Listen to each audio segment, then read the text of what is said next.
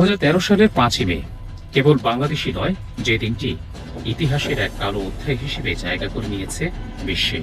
ঢাকার মতিঝিলে হেফাজতে ইসলামের সমাবেশকে কেন্দ্র করে শাপলা চত্বর যেন সেদিন পরিণত হয়েছিল ইতিহাসের কালরাত্রিতে।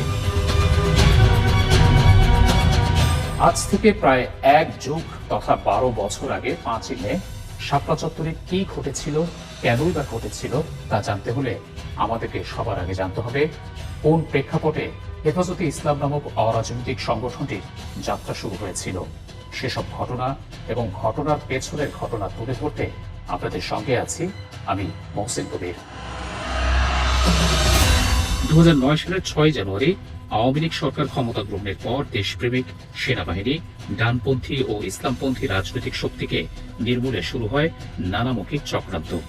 প্রথমে বিডিআর বিদ্রোহী নামে ওই বছরের ফেব্রুয়ারিতে ভারতের চক্রান্তে 57 জন সেনা কর্মকর্তা সহ 74 জনকে হত্যা করা হয়।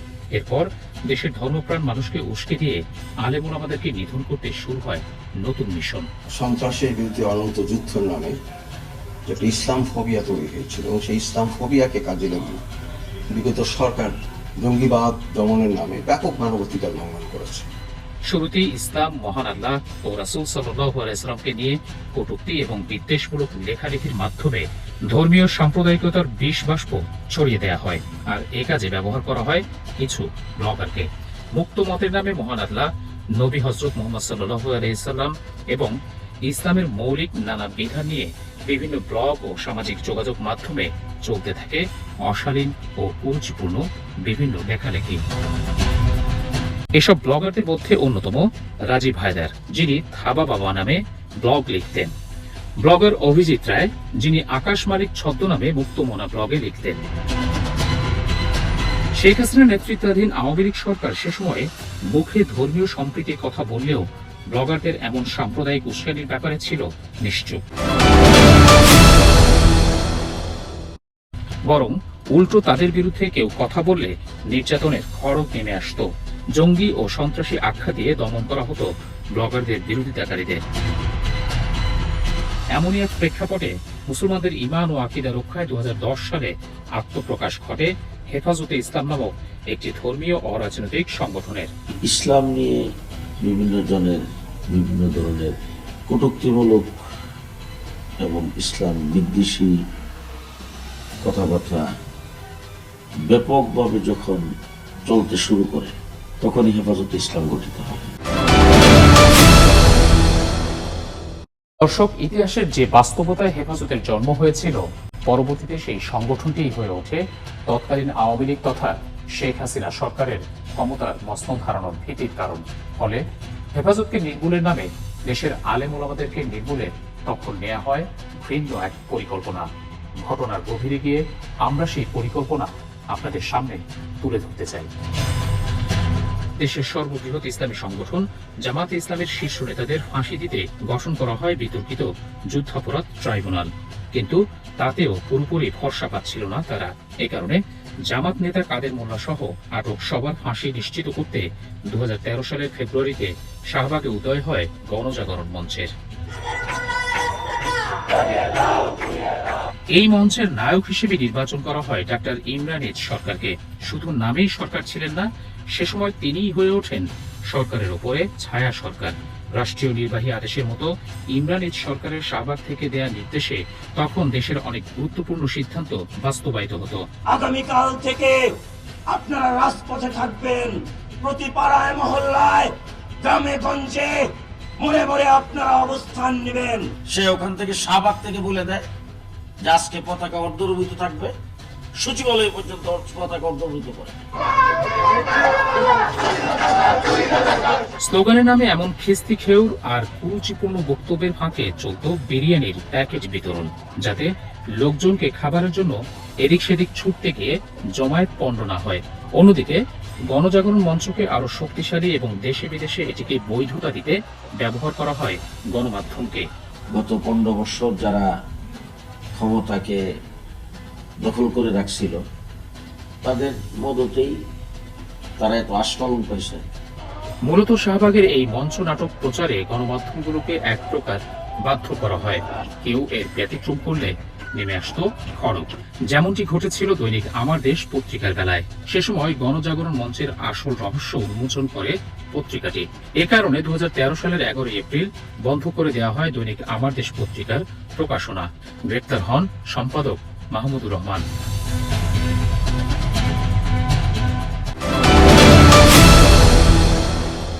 এতক্ষণ ইতিহাসের যে অংশটুকু তুলে ধরা হলো তা হয়তো আপনাদের অনেকেরই জানা, তবে প্রায় এক যুগ আগে ঘটে যাওয়া এসব ঘটনা সে সময় জন্ম নেওয়া শিশু কিংবা সেদিনের কিশোর, যারা বর্তমানে তরুণ অথবা যুবক, তাদের কাছে একেবারেই নতুন। যাদের অনেকেই শাপলা চত্বরের সেই নৃশংস অতীত এবং অন্তরের ঘটনাগুলো সম্পর্কে জানেন না। আমরা আপনাদেরকে আরো একবার সেই অতীত স্মরণ করে দেওয়ার পাশাপাশি তরুণ প্রজন্মের কাছে তা তুলে ধরতে চাই। 2013 সালের 6 এপ্রিল রাজধানীর মতিঝিলের শাপলা চত্বরে মহাসমাবেশ থেকে ব্লগার ও ইসলাম ধর্মের অবমাননাকারীদের কঠোর শাস্তির বিধান সহ 13 দফা দাবি ঘোষণা করেন হেফাজতে ইসলামের আমির আল্লামা শাহ আহমদ শফী। দাবি মেনে নেওয়ার জন্য ওই মাসের 30 এপ্রিল পর্যন্ত সরকারকে সময় বেঁধে দেওয়া হয়, নয়তো 5 মে ঢাকা অবরোধের কর্মসূচির ঘোষণা দেন সংগঠনটির নেতারা। তবে শেষ পর্যন্ত সরকার তাদের সেই দাবি না মানায় 5 মে পূর্ব ঘোষিত কর্মসূচির অংশ হিসেবে ঢাকা অবরোধ কর্মসূচি পালন করে হেফাজতে ইসলাম। ওই কর্মসূচিতে যোগ দিতে সারা দেশ থেকে লাখো মানুষের স্রোত ঢাকার দিকে ছুটতে থাকে, কিন্তু পথে পথে চলে বাধা এবং হামলা। হেফাজতে ইসলাম মূলত আলেম ওলামাদের সংগঠন হলেও 5 মের কর্মসূচিতে দল মত নির্বিশেষে সব শ্রেণী পেশার মানুষ যোগ দেন। ঢাকার উত্তরে গাবতলী বাস টার্মিনাল, টঙ্গী এবং দক্ষিণে সায়দাবাদের কাছে পাঁচপুর ব্রিজ সহ রাজধানীকে ঘিরে 6টি প্রবেশমুখেই অবরোধ তৈরি করেছিলেন হেফাজতে ইসলামের ব্যানারে সারা দেশ থেকে আসা লাখো জনতা। সব বাধা ও হামলা উপেক্ষা করে বেলা 11:30টার দিকে ঢাকার বাইরে থেকে আসা লোকজন রাজধানীতে ঢুকে পড়ে, জমায়েত হতে থাকেন শাপলা চত্বরে। সরকারদলীয় ক্যাডাররা বঙ্গবন্ধু অ্যাভিনিউয়ে আওয়ামী লীগের কেন্দ্রীয় কার্যালয় ও পল্টন এলাকায় হেফাজত কর্মীদের ওপর সশস্ত্র হামলা চালায়। এতে দুপক্ষের মধ্যে সংঘর্ষ বেঁধে যায়। আওয়ামী লীগের নেতাকর্মীদের সঙ্গে যোগ দেয় আইন শৃঙ্খলা রক্ষা বাহিনী, কিন্তু সরকার ও গণমাধ্যম এই হামলার দায় চাপায় হেফাজতের কর্মীদের ওপর। সংঘর্ষের এক পর্যায়ে যুদ্ধক্ষেত্রে পরিণত হয় গুলিস্তান, পল্টন ও আশপাশের এলাকা। পোশাক পরিহিত পুলিশ সদস্যরা এভাবেই নির্মমভাবে পিটিয়ে হত্যা করে অনেক হেফাজত কর্মীকে।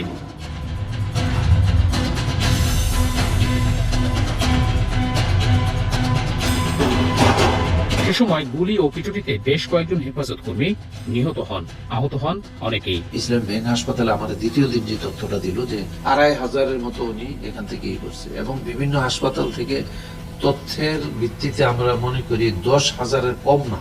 এক পর্যায়ে বাইতুল মোকাররম এলাকার বইয়ের দোকানে আগুন লাগিয়ে দেওয়া হয়। এতে পবিত্র কোরআন সহ বিভিন্ন বই পুস্তক পুড়ে যাওয়ার ঘটনা ঘটে। ব্যাপক ভাঙচুর ও লুটপাট চলে বাইতুল মোকাররমের সোনার দোকানগুলোতে, আর এসবের দায় চাপানো হয় হেফাজত নেতাকর্মীদের ওপর। কোন আলেম ওলামা, কোন তৌহিদি জনতা, কোন সাধারণ মানুষ কোরআন ছড়ায়নি। এলাকার শ্রমিক লীগ সহ অন্যান্য তাদের বাম এলাকায় যারা ছিল, তারা ওই এলাকায় ব্যাপক তাণ্ডব চালায়। অনেক জায়গায় আপনারা দেখেছেন যে বাপ্পাদিত্য বসু ছিলেন, উনি কোরআন শরীফে আগুন দিয়েছেন।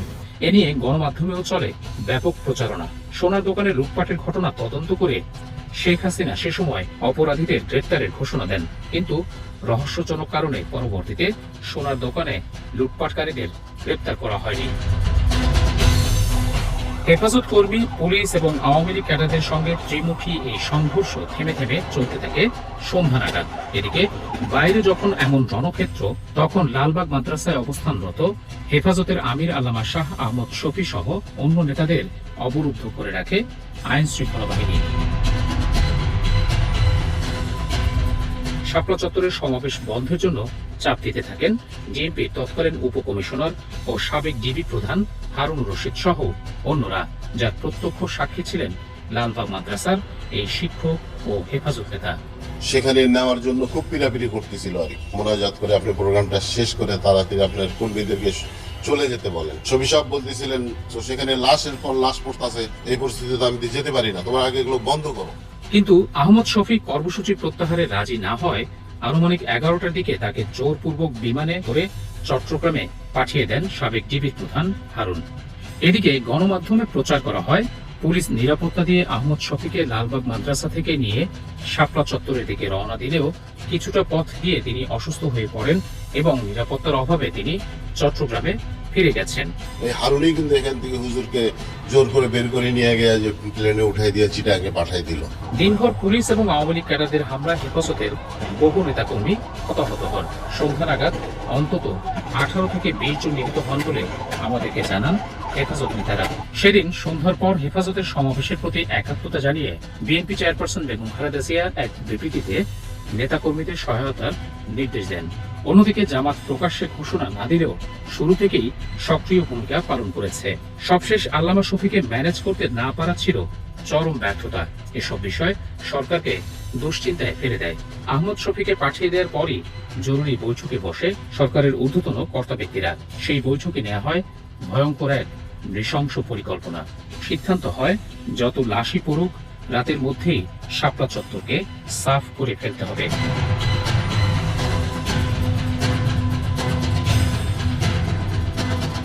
2টার মধ্যে শাপলা চত্বর পরিষ্কার হয়ে গেল।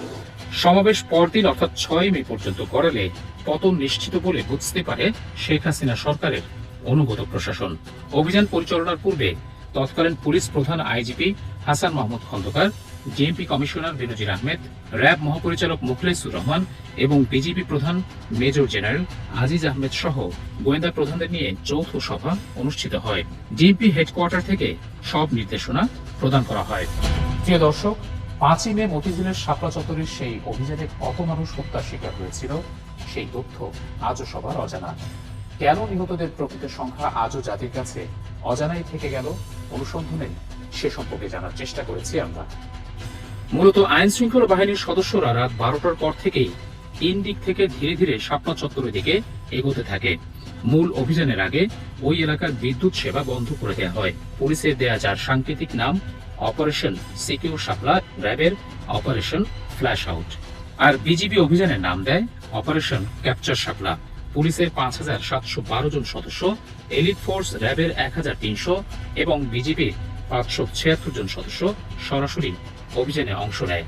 এর বাইরে বিজিবির 10 প্লাটুন ছাড়াও র্যাব ও পুলিশের বিপুল সংখ্যক সদস্যকে স্ট্রাইকিং ফোর্স হিসেবে প্রস্তুত রাখা হয়। অনুগত কিছু গণমাধ্যম ব্যতীত অভিযানের সময় যাতে কোনো টেলিভিশনের ক্যামেরা এবং ফটোগ্রাফার থাকতে না পারে সেজন্য কঠোর নির্দেশনা দেওয়া হয়। এরই অংশ হিসেবে অভিযানের আগে সব গণমাধ্যমকে বের করে দেওয়া হয়। কেবল বাধা দিয়েই ক্ষান্ত হয়নি, যেসব সাংবাদিক এই নির্দেশনা অমান্য করেছেন তাদেরকে লাঠিপেটা করা হয়। সরকারের নির্দেশ উপেক্ষা করে যেসব গণমাধ্যম এই খবর প্রচার করেছিল তাদের উপর নেমে আসে কালো থাবা।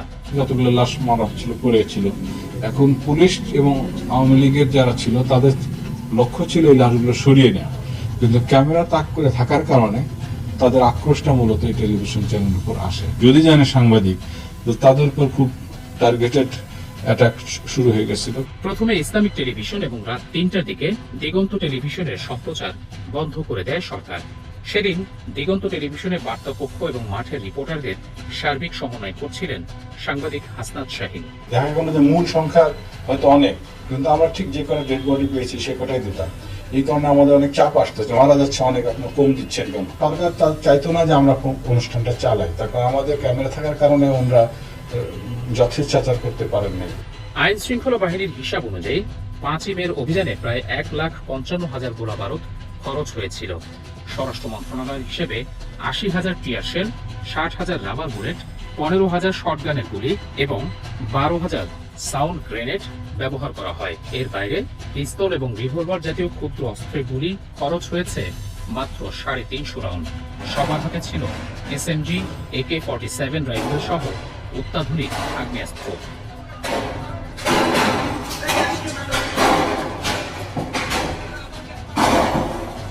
আগেই বলেছি 5 মে মতিঝিলের শাপলা চত্বরের সেই অভিযানে কত মানুষ হত্যা করা হয়েছিল সেই তথ্য আজও সবার অজানা। এ নিয়ে মানবাধিকার সংগঠন অধিকার একটি তালিকা প্রকাশ করেছে, তবে তারা বলছে এটি চূড়ান্ত নয়, এই সংখ্যা আরো অনেক বেশি হতে পারে। কিন্তু সরকারের পক্ষ থেকে বলা হয়েছিল অভিযানে কোনো মানুষ মারা যায়নি। হুড়োহুড়িতে কিছু লোক মারা যায়, কিন্তু এত লোককে আমরা এই ছোট্ট জায়গা থেকে বের করে দিয়েছি শান্তিপূর্ণভাবে। সেখানে কিন্তু একটা স্ট্যাম্পিডও কেউ কিন্তু আহত নিহত হয়। ওই ঘটনায় প্রকাশিত মানবাধিকার সংগঠন অধিকারের তালিকায় অধিকাংশ মানুষই গুলিতে নিহত হওয়ার বিষয়টি উঠে এসেছে। ফলে আওয়ামী লীগ সরকারের বক্তব্য অনেক আগেই জাতির সামনে মিথ্যা প্রমাণিত হয়েছে। তবে শত শত মানুষ নিহত হওয়ার ব্যাপারে হেফাজতে ইসলামের সেই দাবি বা কতটা যৌক্তিক? শাপলা চত্বরে সেদিন 1.5 লাখের বেশি গোলাবারুদ কি নিছকই ফাঁকা জায়গায় ছোড়া হয়েছিল? সেদিন সন্ধ্যা নাগাদ পুলিশের গুলি এবং আওয়ামী লীগের হামলায় 18 থেকে 20 জন নিহত হওয়ার বিষয়টি বিভিন্ন গণমাধ্যমে প্রকাশিত হয়। 2013 সালের 5 মে আমি স্টেজে ছিলাম। মাগরিবের পূর্বেই আমরা স্টেজের পিছনে শাপলা চত্বরে 7টা লাশ দেখেছি। বিভিন্ন দিক থেকে যারা শহীদ হয়েছেন তাদের মধ্যে প্রায় 17টি লাশ শাপলা চত্বরে সারিবদ্ধভাবে রাত 2টার সময় আমার নিজের চোখে দেখা। কিন্তু রাতে আইন শৃঙ্খলা বাহিনীর সম্মিলিত অভিযানে একজনও মারা যায়নি। সরকারের এমন বক্তব্য কতটা বিশ্বাসযোগ্য, সেই প্রশ্নগুলোর উত্তর খোঁজার চেষ্টা করব আমরা। গায়ে লাল রং লাগিয়ে পড়ে আছে, যখন পুলিশ যে ডাক দিয়েছে উঠে দৌড় মারছে, দেখা গেল লাশ দৌড় মারলো। 5 মের ঘটনার পর জাতীয় সংসদে দাঁড়িয়ে এভাবেই উপহাস করেছিলেন তৎকালীন প্রধানমন্ত্রী ও আওয়ামী লীগ সভানেত্রী শেখ হাসিনা। এটা কোন ধরনের ইসলাম পালন করা আমি জানি না, কারণ ইসলামে তো মিথ্যে কথা বলাটা মহাপাপ। আওয়ামী লীগ যে মিথ্যা কথা বলে এবং খুব ন্যাকেট ভাবে বলে, ওই দিন জাতি জেনে গেছে, বুঝে গেছে। কিন্তু 5 ও 6 মের ঘটনায় প্রাপ্ত ভিডিও ফুটেজে দেখা যাচ্ছে শাপলা চত্বর ছাড়াও বিভিন্ন স্থানে অনেক লাশ ছড়িয়ে ছিটিয়ে পড়েছিল। গুলিবিদ্ধ গুরুতর আহত অনেকে সে সময় জীবন বাঁচাতে খুঁড়িয়ে কিংবা অন্যদের কাঁধে ভর করে ঘটনাস্থল ত্যাগ করেন। কেউ বা আশপাশের মসজিদ ও ভবনে গুলিবিদ্ধ হয়ে কাতরাতে থাকেন।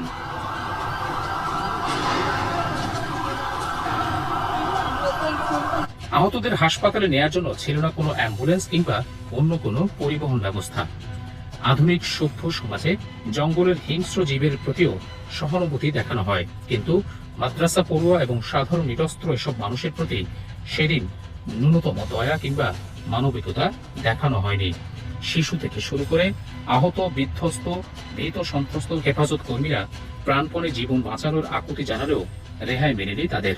আইন শৃঙ্খলা বাহিনীর নির্দেশ মতো ওই এলাকা ছেড়ে চলে যাওয়ার সময়ও নিরস্ত্র মানুষগুলোর উপর এভাবেই টার্গেট করে সরাসরি গুলি চালানো হয়। পুলিশের গুলি থেকে বাঁচতে বিভিন্ন স্থানে লুকিয়ে থাকা লোকজনকে নির্মমভাবে পেটানো কিংবা গুলি চালানো হয়। পলায়নরত মানুষগুলোর উপর চালানো হয় পৈশাচিকতা। যুদ্ধের ময়দানে আত্মসমর্পণ করা শত্রু সেনাদের যেভাবে হাত উঁচিয়ে আত্মসমর্পণ করানো হয়, ঠিক সেভাবেই নিরস্ত্র হেফাজত কর্মীদের হাত উঁচু করে পালাতে বাধ্য করা হয়। তবে যুদ্ধের ময়দানে আত্মসমর্পণকারী শত্রু সেনাদেরও কোনো ধরনের নির্যাতন কিংবা লাঞ্ছিত করা হয় না, যেভাবে করেছিল দেশের নিরীহ নিরস্ত্র নাগরিকদের রাষ্ট্রীয় বাহিনী। অথচ সরকারের লালিত কিছু গণমাধ্যম সেই নিষ্ঠুরতাকে বৈধতা দিতে হেফাজত কর্মীদের জঙ্গি এবং সন্ত্রাসী হিসেবে আখ্যায়িত করে সে সময়। সেদিন পুলিশের গুলি এবং হামলা থেকে জীবন বাঁচাতে অনেকে বিভিন্ন স্থানে শুয়ে পড়ে। পরিস্থিতি কিছুটা স্বাভাবিক হলে তারা উঠে চলে যায়। এই দৃশ্য ধারণ করে অপপ্রচার চালায় সরকারের তল্পিবাহক মিডিয়াগুলো। বলা হয় মরার ভান করে পড়েছিল হেফাজত কর্মীরা, মূলত কেউই মারা যায়নি। মনে হবে একটা মানুষ, আমরা এরকম ছবিও তুলে গেছি, কিন্তু ধোকা খেয়েছি যে ওটা মানুষ না। আরেকবার একটু অঙ্ক মিলাই ভাবুন তো দর্শক, মনে মনে সেই রাতে শাপলা চত্বরের ঘটনায় আপনার চেনা কেউ কি মারা গেছে? নিজ দেশের নাগরিকদের ওপর কোন রাষ্ট্রীয় আইন শৃঙ্খলা বাহিনীর বর্বরতা চালানোর এমন দৃশ্য পৃথিবীতে বিরল।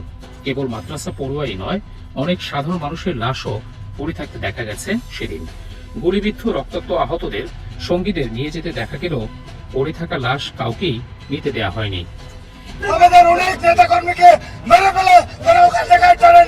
কেবল রাজপথেই নয়, আশপাশের বিভিন্ন মসজিদ, ভবন এবং অলিগুলিতে ঢুকেও পলায়নপর মানুষের উপর গুলি চালানো হয়।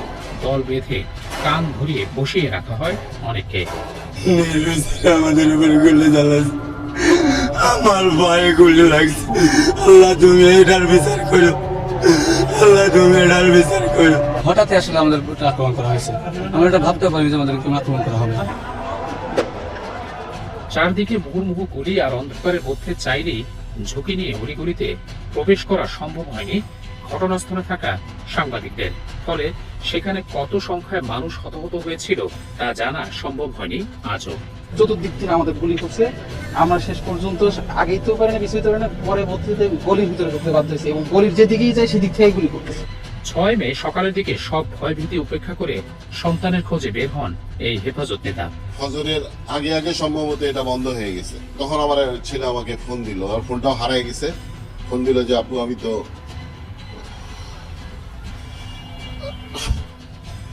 একটা জায়গায় বসছি রে, আহত হয়ে পড়ে আছি, তুমি আমাকে দিতে আসো তাড়াতাড়ি। লালবাগ মাদ্রাসায় তিনি আল্লামা শফির সঙ্গে অবস্থানের কারণে শাপলা চত্বরের রাতের কোনো চিত্র তার চোখে ধরা পড়েনি, কিন্তু সকালে সন্তানের খোঁজে বের হয়ে দেখতে পান বিভৎসতার নমুনা। আমি মোটরসাইকেল নিয়ে দ্রুত বের হয়ে গেলাম। ওই অবস্থায় তখন আজান হয়েছে বা হবে এরকম একটা পরিস্থিতি। কমলাপুরের কাছাকাছি কোন এক মসজিদে, সেখানে আরো অনেক আহত ছিল। পাটা লম্বা করে মসজিদের বাইরে বের করে দিয়ে শুয়ে আছে, পড়ে আছে।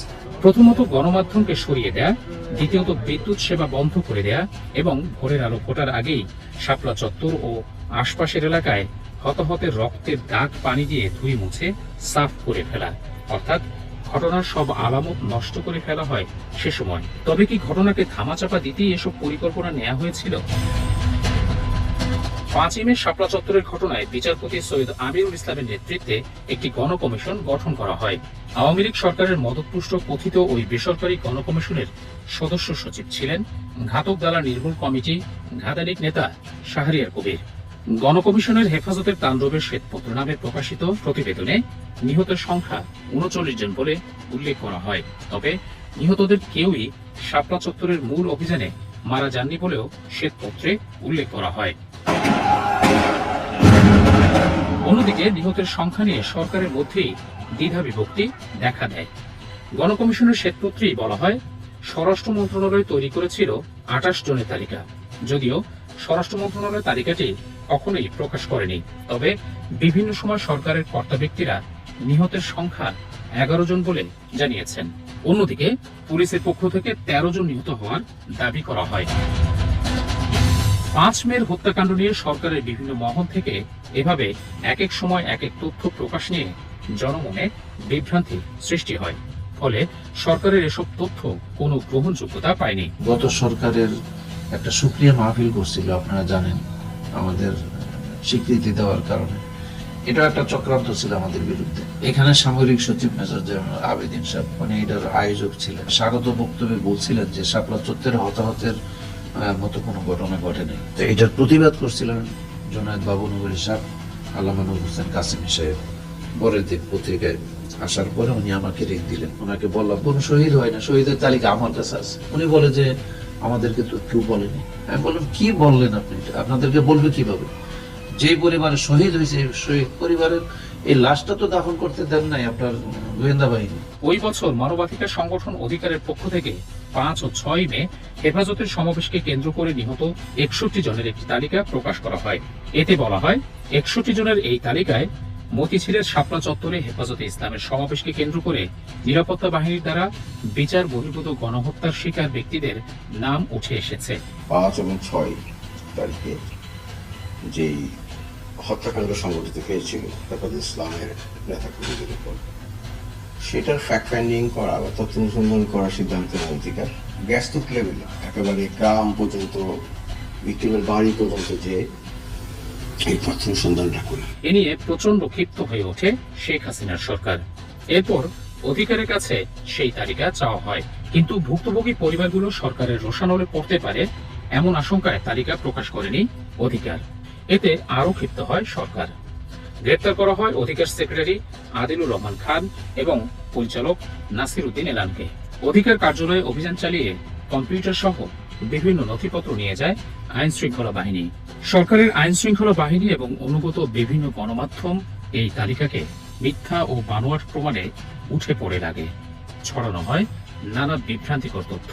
আমাদের এই তদন্ত রিপোর্ট প্রকাশের পরে যখন আমাদেরকে বলা শুরু করলো যে এতজন লোক নিহত হয়ে আমরা মিথ্যাচার করছি, আমরা বলেছিলাম যে একজন অবসরপ্রাপ্ত বিচারপতির নেতৃত্বে একটা তদন্ত টিম গঠন করলে আমরা আমাদের 61 জনের তালিকা তাদেরকে হস্তান্তর করব, আমাদের প্রতিবেদন তাদেরকে হস্তান্তর করব, কিন্তু সরকার সেই পথে হাঁটেনি। শাপলা চত্বরে নিহতের সংখ্যা নিয়ে হেফাজতের করা একটি তালিকা আমাদের হাতে এসেছে। মূলত অধিকার তাদের তালিকা তৈরিতে হেফাজতের ওই তালিকা থেকে সহায়তা নেয় বলে জানান নাসির উদ্দিন ইরান। তবে হেফাজতের তালিকা হুবহু অনুসরণ করেনি সংস্থাটি। এ কারণে অধিকারের তালিকার সঙ্গে তাদের মিল নেই। হেফাজতের তালিকায় অনেকের পূর্ণাঙ্গ নাম ঠিকানা ছিল না, ফলে নিহতের সংখ্যা আরো বেশি থাকলেও যাচাই বাছাই এবং অনুসন্ধান শেষে 61 জনের নাম প্রকাশ করে অধিকার। এতিম শিশু কিশোর মাদ্রাসা থেকে এসেছিল এই সমাবেশে যোগ দিতে, যাদের বাবা মা কেউই নাই, এবং পরবর্তীতে ওই সমস্ত মাদ্রাসায় ল এনফোর্সিং এজেন্সিতে হুমকি দিয়েছিল যেটা প্রকাশ করে তাদের জন্য বিপদ হবে। এর ফলে একটা ব্যাপক সংখ্যক নিহতর সংখ্যা আমরা কালেক্ট করতে পারিনি। 2023 সালের সেপ্টেম্বরে তাদেরকে এই ঘটনায় করা মামলায় সাজাও প্রদান করা হয়। অন্যদিকে হেফাজতের করা তালিকায় মোট 88 জনের নাম উঠে এসেছে। তালিকাটি তৈরি করেন সংগঠনের তৎকালীন সাংগঠনিক সম্পাদক মাওলানা ফজলুল করিম কাসেমি, যিনি বর্তমানে সংগঠনের যুগ্ম মহাসচিব। তিনি ব্যক্তি উদ্যোগে তালিকাটি তৈরি করেন বলে আমাদেরকে জানান। তালিকাটির অধিকাংশই পত্র পত্রিকা থেকে নেয়া, ফলে তালিকায় কিছু ত্রুটিও পাওয়া যায়। এর মধ্যে অন্যতম অনেকেরই পূর্ণাঙ্গ নাম ঠিকানা না থাকা। মিডিয়ার মাধ্যমে, গার্জিয়ানদের মাধ্যমে, বিভিন্ন ওয়েতে মানে ধারাবাহিক কোনো সুশৃঙ্খল পদ্ধতিতে আমরা এগুলি করতে পারি নাই। তালিকা যাদের নাম রয়েছে তাদের কেউ কেউ শাপলা চত্বর ছাড়াও রাজধানীর বাইরের অন্য এলাকায় নিহত হন। যদিও এত বড় একটি ঘটনায় কোনো একক ব্যক্তির পক্ষে তদন্ত করে নিহতদের তালিকা তৈরি করার বিষয়টি দুঃসাধ্য কাজ, কিন্তু শাপলা চত্বরের মতো এত বড় একটি ঘটনায় সারা দেশে হতাহতের তালিকা তৈরিতে কেন হেফাজত নেতারা উদ্যোগী হলেন না, সেই প্রশ্ন ছিল আমাদের। কমিটিটা ওই সময় এমন একটা পরিস্থিতি হয়ে গেছিল যে কমিটির নাম নিয়ে কেউ পরিচয় দেওয়াটা কঠিন ছিল ওই সময়। তবে যতটুকু প্রয়োজন ছিল ততটুকু আমরা পারি না, এটা তো আমাদের এটা স্বীকার করতেই হবে। কথা হচ্ছে মাওলানা ফজলুল করিম কাসেমির একক প্রচেষ্টায় যদি তালিকা তৈরির ক্ষেত্রে এতখানি এগোনো যায়, তাহলে সবার সম্মিলিত প্রচেষ্টায় উদ্যোগ নেওয়া হলে নিশ্চয়ই এ ব্যাপারে আরো অনেক দূর এগোনো সম্ভব হতো। তাই হেফাজতে ইসলামের নেতারা যে ব্যাখ্যায় দাঁড় করেন না কেন, এর ব্যর্থতার দায় তারা এড়াতে পারেন কিনা সেটাই প্রশ্ন।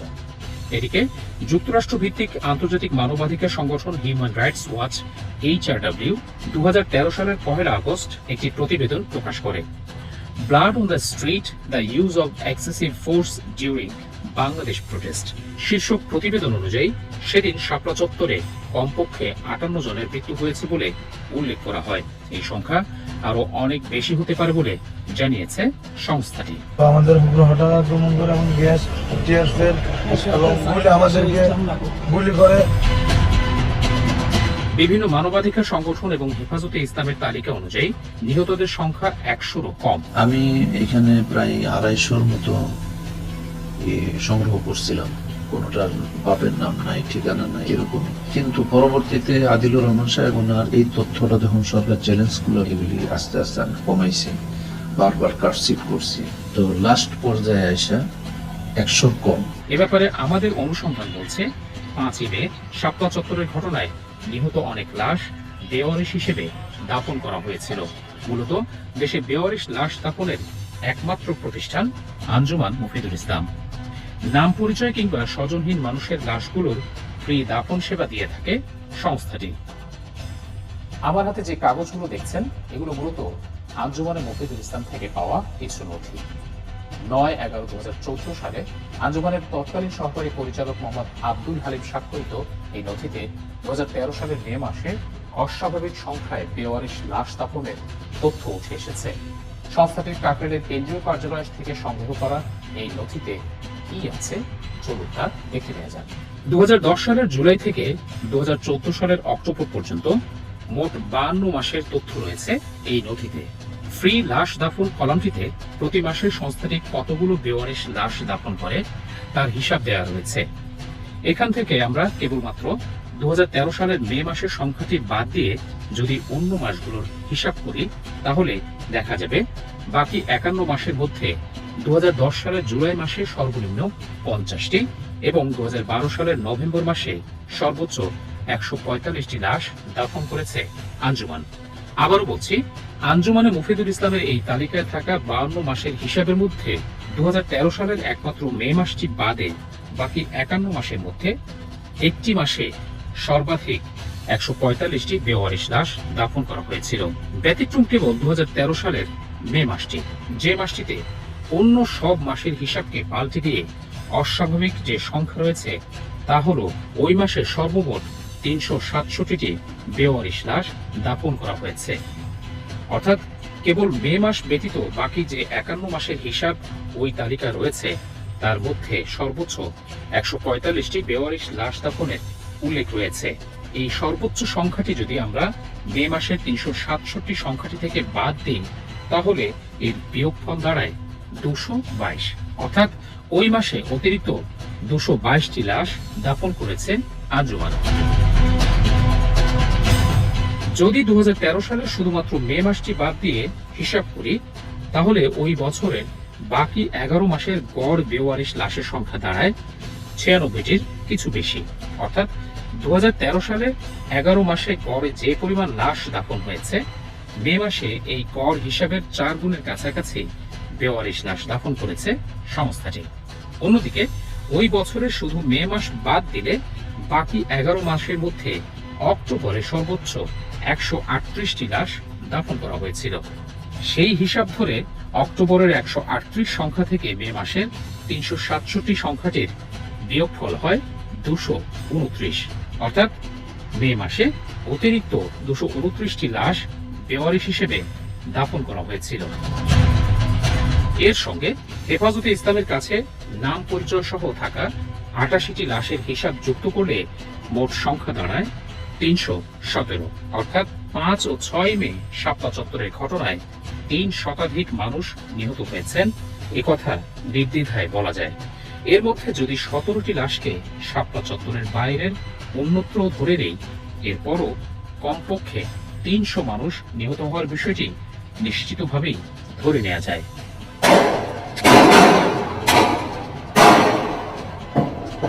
এ ব্যাপারে আঞ্জুমান মুফিদুল ইসলাম কর্তৃপক্ষের সঙ্গে কথা বলি আমরা।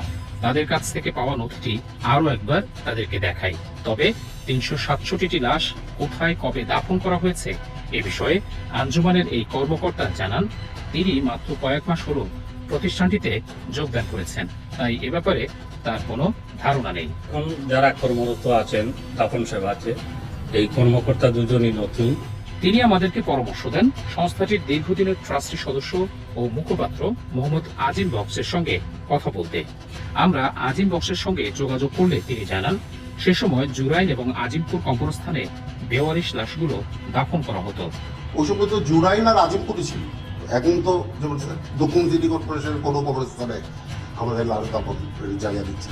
আমরা তার কথার সূত্র ধরে প্রথমে জুরাইন কবরস্থানে যাই, কিন্তু সেখানকার সদ্য নিয়োগপ্রাপ্ত মোহরা 2013 সালের নথিপত্র ঘেঁটে আমাদের জানান, ওই বছর তাদের নথিতে কবরস্থানে এমন অস্বাভাবিক সংখ্যায় কোনো বেওয়ারিশ লাশ দাফনের তথ্য নেই। তবে এ নিয়ে ক্যামেরায় কথা বলতে চাননি তিনি।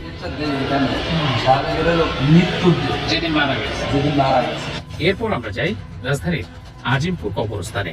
সেখানেও এ ব্যাপারে কোনো তথ্য পাওয়া যায়নি। কবরস্থানের মোহরা নথি ঘাটাঘাটি করে মে মাসে অস্বাভাবিক সংখ্যায় লাশ দাফনের তথ্য খুঁজে পাননি। মে মাসের 5 তারিখের পরে যে কয়টা আসছে সামান্য আপনারা দেখলেন আসছে, যেগুলি এগুলো আন্দোলনের মাধ্যমে আসছে। আইন শৃঙ্খলা রক্ষাকারী বাহিনী বা প্রশাসনের মাধ্যমে কোনো লাশ সময় আসে নাই, কারণ আমি ছিলাম তৎকালীন সময়। সে সময় আঞ্জুমানের বেওয়ারিশ লাশ দাফনের দায়িত্বে যারা ছিলেন তাদের কোনো একজনের সঙ্গে আমরা কথা বলতে চাই, কিন্তু আজিম বক্স জানান, সে সময়ের চালক সহ পুরনো কর্মকর্তা কর্মচারীদের অধিকাংশই চাকরি ছেড়ে চলে গেছেন। এখন যেমন একজন অফিসারই আছে, উনি কিন্তু লাস্ট রিসিভ করেন। তখন এই সিস্টেম ছিল, তখন ছিল আমাদের ড্রাইভার ক্যারিয়াররা যেত ওই চালানের মাধ্যমে নিয়ে আসতো। ওই চালানটা যখন আবার আমরা লাশ কবরস্থানে নিয়ে গেলাম তখন সিটি কর্পোরেশন রিসিভ করে নিত। সেই ড্রাইভার তারা কি আছে? এটা তো বড় মুশকিল হবে। যদি কবরস্থানে দাফন না করা হয়ে থাকে তবে লাশগুলো কোথায় দাফন করা হয়ে থাকতে পারে তা জানতে আমরা আরো অনুসন্ধান চালাই। আবারও আঞ্জুমানের কাছে যাই। এই ট্রাস্টি জানান, আঞ্জুমানের লাশগুলো গাড়ির চালকরা পুলিশের কাছ থেকে গ্রহণ করে থাকে। তবে তিনি জোর দিয়ে বলেন, কোনোভাবেই পুলিশের পোস্টমর্টেম ব্যতীত কোনো লাশ তারা দাফন করেন না। আমাদের কাছে সরকার যে লাশগুলো হ্যান্ডওভার করে উইথ পেপার এবং তার যে আপনার মর্গের যে সমস্ত আপনার ডকুমেন্ট এগুলো দিয়ে কিন্তু আমাদের কাছে সাবমিট করে। আর তাছাড়া আমরা কিন্তু লাশ নিতে পারি না। এখন যেভাবে আপনার পুলিশ থেকে বা মর্গ থেকে যেভাবে ডকুমেন্টগুলো পাই, তখন কিন্তু এত সিস্টেমেটিক ছিল। তখন শুধু চালানের মাধ্যমে আমরা পেতাম। এই যে এখন চালানগুলোর থেকে যোগ করেই কিন্তু আপনাদের দেওয়া হলো। তাহলে লাশগুলো কোথায় দাফন করা হয়েছে কিংবা সেগুলোর কি পরিণতি ঘটেছে, সেই প্রশ্নের উত্তর অমীমাংসিতই রয়ে গেল। তো ওই সময় ওই অকারেন্সের পরে যে লাশ আসছে, ওগুলা কি মর্গ হয়ে আসছে কি না এটা আমি জানি না। মর্গের বাইরে তো আমরা যেতে পারি না। শাপলা চত্বরের হত্যাকাণ্ড নিয়ে তখন আন্তর্জাতিক গণমাধ্যম আল জাজিরার প্রতিবেদনে জুরাইন কবরস্থানের সারি সারি নতুন কবরের ছবি প্রকাশ করা হয়। সে সময় আব্দুল জলিল নামের এক বাক প্রতিবন্ধী গোরখোদকের সাক্ষাৎকারও প্রচার করা হয়। তিনি ইশারা ভাষায় জানান, 14টি দাঁড়িয়েওয়ালা ব্যক্তির লাশ দাফন করতে দেখেছেন। জুরাইন কবরস্থানে অনেক লাশ বেয়ারিশ হিসেবে দাফন করা হয়েছে। তাহলে বাকি লাশগুলো কোথায়, সেই প্রশ্ন রয়েই গেল। আমরা জানতে পেরেছিলাম অনেক লাশ বিভিন্ন জায়গায় ডাম্পিং করা হয়েছে। এমন বাস্তবতায় আমরা দ্বারস্থ হই ঢাকা মেট্রোপলিটন পুলিশ এবং পুলিশ সদর দপ্তরের, কিন্তু পুলিশের নথিতে এ ব্যাপারে কোনো তথ্য নেই বলে আমাদেরকে জানানো হয়। এমনকি ডিএমপি কিংবা পুলিশ সদর দপ্তরে অপারেশন সিকিউর শাপলা সম্পর্কেও কোনো তথ্য নেই বলে জানানো হয়। তাদেরকে ওখান থেকে সরানোর জন্য যে কাজগুলি করা হয়েছে, তো এগুলো এখন আবার নতুন করে রিভিউ করা হবে যে আসলে এই নিরপরাধ লোকের উপরে কিভাবে গুলি করা বা আইন প্রয়োগ মানে বল প্রয়োগ করা, এটা কতখানি যৌক্তিক ছিল। 5 মে শাপলা চত্বরের নৃশংস হামলার পরিকল্পনা, আইন শৃঙ্খলা বাহিনীর কোন কোন কর্মকর্তা অংশ নিয়েছিলেন সেই হামলায়, র্যাবের অপারেশন ফ্ল্যাশ আউট এবং পুলিশের অপারেশন সিকিউর শাপলা কিভাবে পরিচালিত হয়েছিল, সেই তথ্য আপনাদের সামনে উন্মোচন করতে চাই আমরা। সেদিন মাঠে থেকে অভিযানে যারা নেতৃত্ব দেন তাদের মধ্যে অন্যতম সাবেক আইজিপি শহীদুল হক। শেখ হাসিনার অত্যন্ত ঘনিষ্ঠ এই কর্মকর্তা তখন অ্যাডিশনাল আইজিপি অ্যাডমিন অপারেশন হিসেবে দায়িত্বরত ছিলেন। তিনি শেখ হাসিনাকে অভিযানের চূড়ান্ত সিদ্ধান্তের বিষয়ে জানাতে টেলিফোন করেন। কন্ট্রোল রুমে বসে শেখ হাসিনাকে বলেন, চারদিক থেকে ধাওয়া দিয়ে হেফাজত কর্মীদের দৈনিক বাংলা মোড় দিয়ে পালানোর সুযোগ করে দেওয়া হবে। পুরস্কার স্বরূপ পরবর্তীতে পুলিশের আইজিপি হন এই কর্মকর্তা। বিভিন্ন মামলায় গ্রেপ্তার সাবেক এই আইজিপি এখন কারাগারে। আব্দুল জলিল তৎকালীন ডিএমপির অতিরিক্ত পুলিশ কমিশনার। নিজেকে মুক্তিযোদ্ধা দাবি করা এই কর্মকর্তা সেদিন সভায় দম্ভ করে বলেন, আমাকে দায়িত্ব দিন, মুক্তিযুদ্ধ করেছে, আরেকবার না হয় যুদ্ধ করব। অর্থাৎ রাষ্ট্রের নাগরিকদের বিরুদ্ধে রাষ্ট্রীয় বাহিনীর সদস্যরা সেদিন যুদ্ধে নেমেছিলেন। শেখ মারুফ হাসান খুলনার তেরোখাদা উপজেলার পান্তিতা গ্রামে জন্ম নেয়া শেখ মোহাম্মদ মারুফ হাসান সেদিন মাঠে থেকে সরাসরি নির্দেশনা দেন অভিযানে। শাপলা চত্বরের সেই অভিযানের পুরস্কার হিসেবে অতিরিক্ত আইজি পদমর্যাদায় উন্নীত হওয়া ছাড়াও পুলিশের বিভিন্ন অ্যাসোসিয়েশনের গুরুত্বপূর্ণ পদে দায়িত্ব পান। তৎকালীন পুলিশের মতিঝিল বিভাগের অতিরিক্ত উপকমিশনার এডিসি এস এম মেহেদী হাসান 5 মে শাপলা চত্বরে হেফাজত কর্মীদের ওপর নির্মম নিষ্ঠুরতায় মেতে ওঠেন। হেফাজতকে দমনের এই বীরত্বগাথা তিনি গর্ব ভরে পরবর্তীতে সবার কাছে বলে বেড়াতেন। ইব্রাহিম ফাতেমি 2013 সালে তিনি ডিএমপির ট্রাফিক বিভাগের ক্রাইম অ্যান্ড অপারেশনের দায়িত্বে ছিলেন। শাপলা চত্বরের অপারেশনে সরাসরি অংশ নেয়া এই কর্মকর্তা নিজেকে প্রমাণ করতে নিরীহ হেফাজত কর্মীদের উপর নির্বিচারে গুলি চালান বলে পুলিশের একাধিক সূত্রে জানা গেছে। যদিও সেদিনের ঘটনায় তার সম্পৃক্ত থাকার বিষয়টি আমাদের কাছে অস্বীকার করেন তিনি। আমি বলছি ওই সময় অসংশ্লিষ্ট ছিলাম না, আমার নাম নাই, আমি জানি আমি ছিলাম না এটাতে। মোহাম্মদ ইব্রাহিম ফাতেমি পরবর্তীতে ডিআইজি পদমর্যাদায় উন্নীত হন। জানা গেছে বিলাসবহুল হোটেলের মালিকানা সহ স্ত্রী এবং নিজের নামে গড়েছেন অঢেল সম্পদ। ইমাম হোসেন জানা গেছে ডিএমপির ডিসি ফিন্যান্স শাখার তৎকালীন এই কর্মকর্তার সামনে হেফাজতের কর্মীরা সেদিন তাদের উপর পুলিশের হামলার প্রতিবাদ জানান। শহীদ আবু সাইদের মতো কয়েকজন বুক চিতিয়ে পুলিশের সামনে দাঁড়ালে ইমাম হোসেন তাৎক্ষণিক তাদের উপর গুলি চালান। এতে ঘটনাস্থলেই কয়েকজন মারা যান। পরে তিনি গর্ব করে ঊর্ধ্বতন কর্মকর্তাদের কাছে এই ঘটনা বলেও বেড়ান। পুরস্কার হিসেবে বাগিয়ে নেন একের পর এক পদোন্নতি। পরবর্তীতে তার বিরুদ্ধে সাবেক ডিএমপি কমিশনার শফিকুল ইসলামকে ঘুষ দেওয়ার প্রস্তাবের অভিযোগ ওঠে। মোহাম্মদ আনোয়ার হোসেন বিপিএম সেবা পিপিএম বার পদকে ভূষিত পুলিশ হেডকোয়ার্টার্সের তৎকালীন উপকমিশনার আনোয়ার হোসেন, যিনি পরবর্তীতে অতিরিক্ত পুলিশ মহাপরিদর্শক হিসেবে পদোন্নতি লাভ করেন। তিনি অভিযানের মাঠে থেকে সরাসরি নেতৃত্ব দেন এবং হেফাজতের কর্মীদের উপর নৃশংসতা চালান।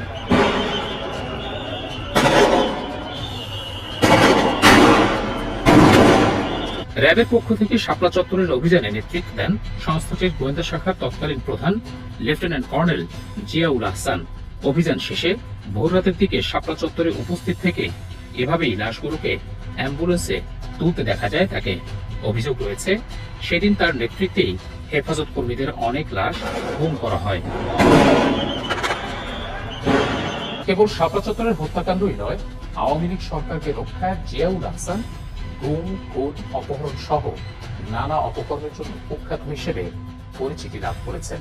জানা গেছে, তার নেতৃত্বাধীন বাহিনীকে হত্যাকাণ্ডে মেতে উঠতে বাধ্য করেন তিনি, যিনি পরবর্তীতে ন্যাশনাল টেলিকমিউনিকেশন মনিটরিং সেন্টার এনটিএমসির পরিচালক হিসেবে দায়িত্ব পালন করেন।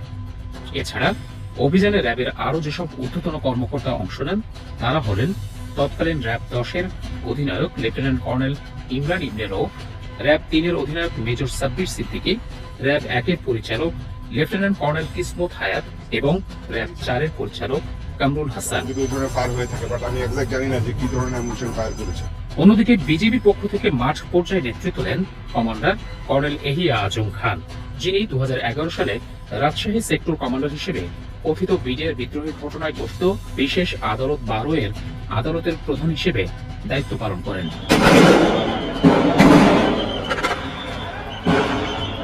শাপলা অভিযানে আইন শৃঙ্খলা বাহিনীর আরো অনেক কর্মকর্তাই অংশ নেন। তবে আমাদের কাছে যাদের ব্যাপারে সুনির্দিষ্ট তথ্য পাওয়া গেছে এবং তাদের কথাই তুলে ধরা হয়েছে। সেদিনের অভিযানে যারা নেতৃত্ব দিয়েছেন এবং সরাসরি অংশ নিয়েছেন তাদের প্রত্যেকেই পুরস্কৃত করেছিলেন শেখ হাসিনা।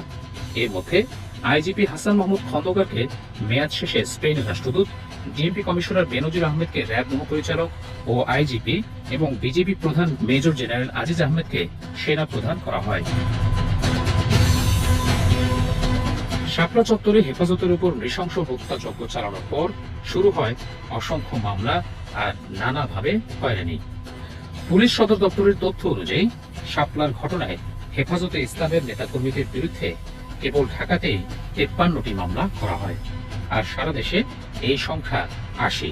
কেবল মামলাই নয়, যেসব নিহতের পরিবার সে সময় লাশ বুঝে পেয়েছিল তাদের অনেককে দ্রুত লাশ দাফনে বাধ্য করা, প্রশাসনের ইচ্ছে অনুযায়ী জানাজা ও দাফনে বাধা বিপত্তি তৈরি করা, এ ব্যাপারে মুখ না খুলতে হুমকি ধামকি ও ভয় ভীতি প্রদর্শন সহ নানাভাবে হয়রানি ও নিপীড়ন চালানো হয়, যেটি আন্তর্জাতিক মানবাধিকার সংস্থা হিউম্যান রাইটস ওয়াচের প্রতিবেদনেও উল্লেখ করা হয়েছে। লাশ পায়নি, তারা তাদের স্বজন যে নিখোঁজ হয়েছে সেটার জন্য একটা জিডি করা, সেটা প্রশ্নই ওঠে না। তাহলে সেই পরিবারের পর একটা নির্যাতন, নিপীড়ন নেমে আসতো। তার ইসলামিস্ট একটা কমিউনিটিকে নিশ্চিহ্ন করার জন্য যে অপারেশন চালানো হয়েছিল এটা গণহত্যা বলতেই পারে। মাত্র 2-3 ঘন্টার ব্যবধানে একসঙ্গে এত মানুষের হত্যার ঘটনা পাক হানাদার বাহিনীর সেই 25শে মার্চের কাল রাতের কথাই মনে করিয়ে দেয়। এদিকে হেফাজতের বিরুদ্ধে করা মামলাগুলো দীর্ঘ প্রায় 1 যুগ ধরে চলমান। আওয়ামী লীগ সরকারের সময় করা এসব মামলার কোনোটিরই চূড়ান্ত প্রতিবেদন জমা দেওয়া হয়নি। তবে বিভিন্ন ইস্যুতে হেফাজত নেতারা মাথাচাড়া দিয়ে উঠলে এসব মামলাকে তখন হাতিয়ার হিসেবে ব্যবহার করত সরকার। এই ঘটনায় যে মামলাগুলি আছে সেই মামলাগুলি এখনো ওভাবেই পেন্ডিং অবস্থায় আছে।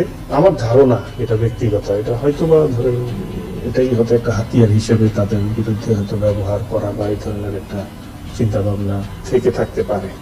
আর না হলে কেন এতদিন মামলাগুলা পেন্ডিং থাকবে? 2013 সালের 5 মে শাপলা চত্বরে গুলি করে হত্যা করা হয় বুয়েটের তৎকালীন শিক্ষার্থী রিহান আহসানকে। অধিকারের তালিকায় 37 নম্বরে থাকা বুয়েটের কম্পিউটার বিজ্ঞান বিভাগের মেধাবী এই শিক্ষার্থীর নাম হেফাজতের তালিকায় নেই।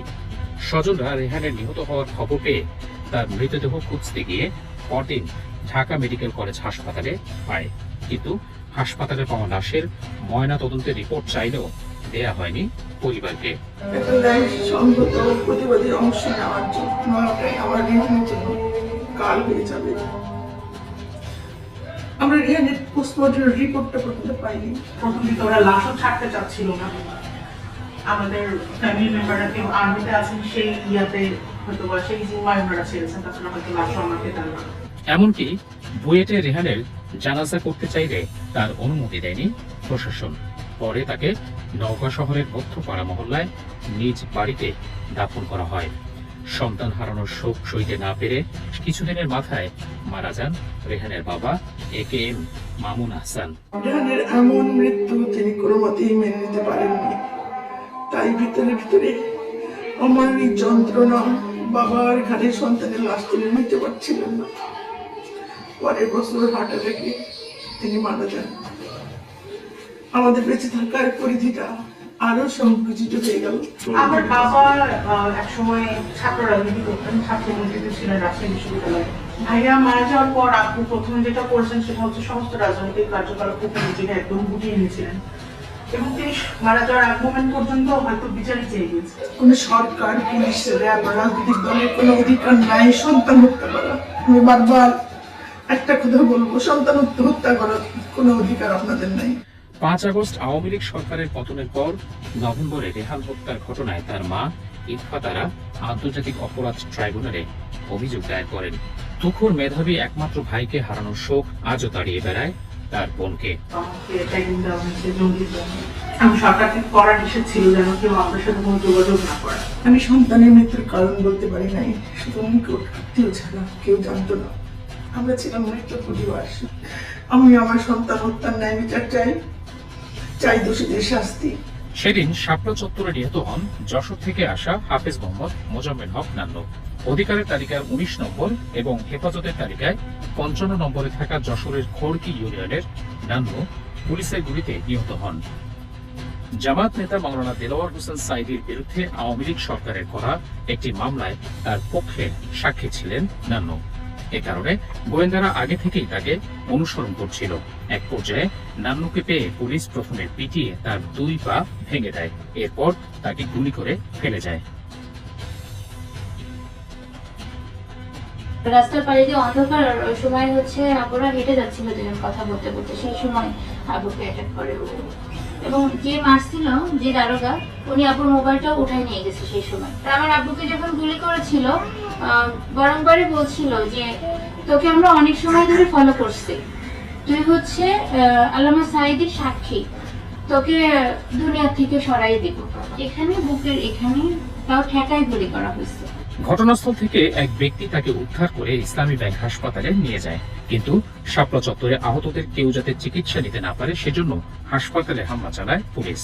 আহত অনেককে গ্রেপ্তার করা হয়। রাস্তা দিয়ে যাচ্ছিল একটা ছেলে, দেখে মানে সবাই ওনাকে ঘিরে আছে, সাইকেল ফেলায় রেখে ওনাকে ঘাড়ে করে নিয়ে দৌড়ায় যাচ্ছিল, তখন ওনাকে পেছন থেকে গুলি করা শুরু করে। উনি দৌড়ায় যে একটা সিএনজির ভিতরে ঢুকে, সিএনজি থেকে ওনাকে নামায় মানে ওখানে আগুন ধরায় দেওয়া হয়। তো যাই হোক, উনি অনেক বাধা পেরিয়ে আব্বুকে ইসলামিক হসপিটালে প্রথমে তোলে। পুলিশি হয়রানির কারণে সেদিন কোনো হাসপাতালে নান্নুকে চিকিৎসা দিতে রাজি হয়নি। পরদিন 6 মে তাকে একটি বেসরকারি হাসপাতালে অতি গোপনে ভর্তি করা হয়। প্রায় 19 ঘন্টা পর তার চিকিৎসা শুরু হয়। দীর্ঘ রক্তক্ষরণের কারণে নান্নু অজ্ঞান হয়ে পড়েছিলেন ঘন্টার পর ঘন্টা। বাইডেমে গেছে, ইবনেসিনা গেছে, কেউ ভর্তি রাখতে চায়, সঠিক টাইমে ট্রিটমেন্ট না দেওয়ার কারণে ওখানে ইনফেকশন হয়ে যায়। পিতার গুলিবিদ্ধ হওয়ার খবর পেয়ে যশোর থেকে ঢাকার উদ্দেশ্যে রওনা হন নান্নুর 2 মেয়ে, কিন্তু হেফাজত কর্মীর সন্তান হওয়ায় সেদিন যাত্রী হিসেবে পুলিশি হয়রানির ভয়ে তাদেরকে নিতে অস্বীকৃতি জানান পরিবহন শ্রমিকরা। আমাদেরকে কেউ গাড়িতে নিবেও না। যখন শুনছে যে আমার আব্বু আহত হয়েছে, ফেরি ছেড়ে চলে আসতেছে, এরকম সময় একটা লোকের খুব মায়া হয়। উন্নত চিকিৎসার জন্য পাশের আরেকটি প্রাইভেট হাসপাতালে ভর্তি করা হয় হাফেজ নান্নুকে। এক পর্যায়ে সরকারের গোয়েন্দা বাহিনী টের পেয়ে যায়। এ কারণে 11 মে তাকে ঢাকার হাসপাতাল থেকে যশোরে নিয়ে যাওয়ার সিদ্ধান্ত নেয় পরিবার, কিন্তু পুলিশের ধাওয়ার মাঝে পথেই মারা যান মোজাম্মেল হক নান্নু। এমন বাস্তবতায় পিতার মৃত্যুতে সন্তানদের জন্য শোক প্রকাশে কান্না করাও ছিল বারণ। এটা হচ্ছে ধামরাইলের ভিতরে এই সময়টা আর কি আপু মারা গেছে। আপু মারা যাওয়ার মানে 5 মিনিট হবে, 5 মিনিটের ভিতরে আমাদের সামনে একটা পুলিশের গাড়ি, পিছনে একটা পুলিশের গাড়ি ধাওয়া শুরু করছে।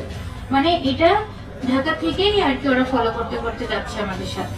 কানতেও পারছি না ভয়ে যে আমার আব্বুর এই পরিস্থিতি। পথে পথে পুলিশের ধাওয়া সত্ত্বেও অ্যাম্বুলেন্স চালকের সাহসিকতা এবং ভাগ্য সহায়ক হয় পিতার লাশ নিয়ে রাতে যশোরে পৌঁছে সন্তান ও স্বজনরা। কিন্তু সেখানে তাদের জন্য অপেক্ষা করছিল আরো ভয়ঙ্কর এক পরিস্থিতি। পুরো যশোর আমাদের বাড়ির এরিয়া, পুরো এলাকা পুলিশ আর পুলিশ ছিল। এত পুলিশ, মানুষের কোনো অস্তিত্ব নাই ওখানে। তখনকার যে এসপি সাহেব উনি বললেন যে অনেক কিছু ইনভেস্টিগেশনের ব্যাপার আছে, আমরা লাশটা নিয়ে যেতে চাচ্ছি। নান্নুর লাশ কেন পুলিশ বারবার ছিনিয়ে নিতে চাইছিল সেটি ছিল সবচেয়ে বড় প্রশ্ন। আমাকে দাবি করা হয়েছিল যে 1 লক্ষ টাকা দেওয়া হবে, তুমি শুধু বলবা যে উনি অ্যাক্সিডেন্ট করে মারা গেছে, তিনি যে হেফাজতে জয়েন করে মারা গেছে এটা তোমরা বলো, মুখটা বন্ধ করে দাও। তখন আমি বললাম যে আমার আব্বু তো ইসলামের জন্য মারা গেছে, জীবন দিছে, আমি কেন বলবো যে আমার আব্বু অ্যাক্সিডেন্ট করছে? আমি এটা বলতে পারবো। তারপর থেকেই প্রশাসনিক চাপটা বেড়ে গেছে। প্রশাসনের বাধা বিপত্তি উপেক্ষা করে নান্নুর লাশ দাফন সম্পন্ন হলেও এর পরের পরিস্থিতির জন্য মোটেই প্রস্তুত ছিলেন না সুমাইয়া। সেদিন গণমাধ্যমের সাক্ষাৎকার দেয়াই তার জন্য কাল হয়ে দাঁড়ায়। 2 জন সাংবাদিক আসে, বলছে যে আমরা তো কোনো দলীয় না, আপনার আব্বু এইভাবে মারা গেল, আমরা এই বিষয়টা নিয়ে একটু কথা বলতে চাই। আমার কথাটা এতটুকুই ছিল যে এই যে সরকারের আমলে আমার বাবাকে এভাবে নৃশংসভাবে মারা হয়েছে, আমি এই সরকারের পতন চাই।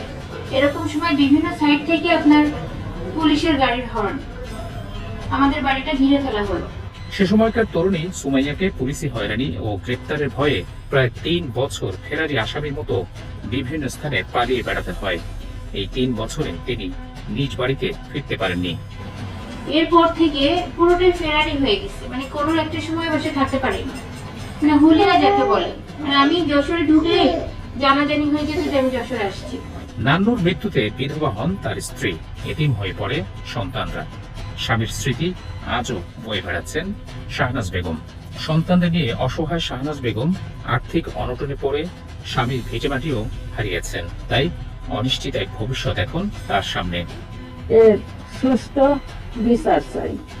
যাওয়ার মতো কোনো পরিস্থিতি নাই, কোথায় যাব তাও জানি না। আমার নেমে যেতে হবে বাড়ির থেকে অল্প সময়ের ভিতরে। এই সরকারের কাছে আমি দাবি রাখবো যে আমাদের দিকে যাতে তিনি একটু দয়া করে। আমরা 5টা ভাই বোন, আমাদের জীবনের কোনো নিরাপত্তা নেই এখনো। আমরা যে আমাদের 3 বোনের বিয়ে হয়েছে, তো আমরা শ্বশুর বাড়ি থেকেও সেভাবে ভালো কোনো পাই না।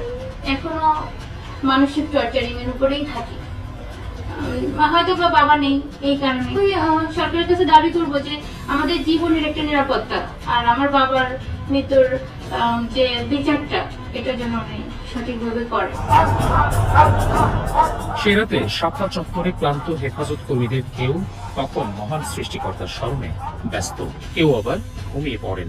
এ সময় কোনো কিছু বুঝে ওঠার আগেই যৌথ বাহিনীর বেপরোয়া গুলি আর পিটুনিতে হতাহত হন অনেকে। তাদেরই একজন মাওলানা নজরুল ইসলাম। ঘুমন্ত অবস্থায় রাইফেল দিয়ে পিটিয়ে তার মাথা থেতলে দেওয়া হয়। 12টা পর্যন্ত মানে আমার সাথে কথা হয়েছে। হ্যাঁ, তারপর ওনার মোবাইল চার্জ শেষ হয়ে গেছে, আর কথা হয়নি। রাইফেলেরই দিয়ে এই যে বাবুসে বাড়ি দিচ্ছে, একের চাইটা বেফাইটা ভিতরে ঢুকে গেছিল। 9 দিন মৃত্যুর সঙ্গে লড়াই করে 14ই মে মারা যান নজরুল ইসলাম। কিন্তু নিহত স্বামীর লাশ নিতে গিয়ে পুলিশি হয়রানি আর নতুন ষড়যন্ত্রের মুখোমুখি হন স্ত্রী। মতিঝিল থানার যে ওসি আর এসআই যে ছিল, ওরা মনে করেন আমাকে ওইখানে মানে ওরা বলতেছে যে আমরা লেখা দিব যে হেফাজতের যার যার নাম বলবো এই নামের উপরে লেখা দিব, আমি ওইখানে আপনি সিগনেচার করবেন যে ওরা আমার স্বামীকে মারছে, আমরা এইভাবে সাজাবো। তখন আমি মনে খুব রাগ হয়েছিলাম, তখন যে না আমি এটা পারবো না, আপনি যদি আমার স্বামীর লাশ নাও দেন তবুও আমি এটা পারবো না। লাশটা আনার জন্য এই পরিস্থিতি হয়েছে যে বলার বাইরে। কিছু কিছু পুলিশরা এত জঘন্য যে করার মতো নাই, মা বোন মনে করো কোনোই করে না। অজ্ঞাত লোকজনের মারপিটে নজরুল ইসলাম আহত হয়ে মৃত্যুবরণ করেন বলে মামলার এজাহারে উল্লেখ করা হয়। এছাড়া সুরত হাল রিপোর্ট কিংবা ময়নাতদন্ত প্রতিবেদনে তার মৃত্যুর সুনির্দিষ্ট কোনো কারণ কিংবা আঘাতের কোনো উল্লেখ করা হয়নি। বিয়ের মাত্র 2.5 বছরের ব্যবধানে স্বামীকে হারানোর 5 মাসের মাথায় পিতাকেও হারান রাবেয়া ইসলাম। এরপর বিয়ের পিঁড়িতে বসলেও বর্তমান স্বামীর সামান্য ভরণ পোষণটুকু মেলে না তার। এগুলি করছে, আমরা তার বিচার চাই। আজকে আমার স্বামী যাওয়াতে আমার যে কি পরিস্থিতি হয়েছে আল্লাহ মাহবুব ছাড়া কেউ জানে না। হেফাজতের তালিকার 25 নম্বরে একমাত্র নারী হিসেবে একজন নারী নিহত হওয়ার বিষয়টি উঠে এসেছে। জানা গেছে তার অপরাধ ছিল তিনি শাপলা চত্বরে হেফাজত কর্মীদের কাছে রুটি বিক্রি করছিলেন। এ কারণে 4 ছেলে ও 1 মেয়ের মাকে সেদিন গুলি করে হত্যা করা হয়। তালিকায় থাকা মোবাইল ফোন নম্বরটিকে যোগাযোগ করে আমরা তার সন্ধানের চেষ্টা করি, কিন্তু নম্বরটি আর ব্যবহার হচ্ছে না বলে অপারেটর থেকে বলা হয়। রুটি বিক্রেতা সেই নারী রেহান, নান্নু কিংবা শাপলা চত্বরের ঘটনায় নিহত মানুষগুলো আমাদের কাছে হয়তো কেবলই কিছু সংখ্যা। তবে এক একটি মৃত্যু স্বজনদের কাছে শুধু কান্নাই নয়, এসব মানুষের মৃত্যুর পেছনে লুকিয়ে আছে চিরতরে কারো সন্তান, কারো বাবা, ভাই কিংবা স্বামী হারানোর বেদনায় ডুকরে কাঁদার গল্প। মূলত সেদিন শাপলা চত্বরে কত মানুষের প্রাণহানি ঘটেছিল আমাদের পক্ষে সেই উপসংহারে আসা কঠিন। একই সঙ্গে সেদিন কতজন আহত হয়েছিল সেই তথ্য জানা দরকার। এজন্য প্রয়োজন আরো ব্যাপক অনুসন্ধান।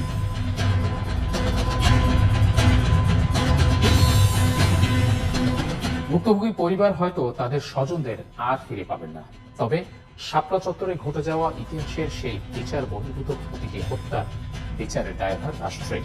এ ধরনের ঘটনার পুনরাবৃত্তি এড়াতে যথাযথ তদন্ত করে সরকার ন্যায় বিচার নিশ্চিত করার মাধ্যমে ইতিহাসের কলঙ্ক মোচন করবে, এমনটাই প্রত্যাশা ভুক্তভোগী এবং আমাদেরও। সেই প্রত্যাশায় আজ এ পর্যন্তই। ভালো থাকুন, সুস্থ থাকুন, নিরাপদে থাকুন।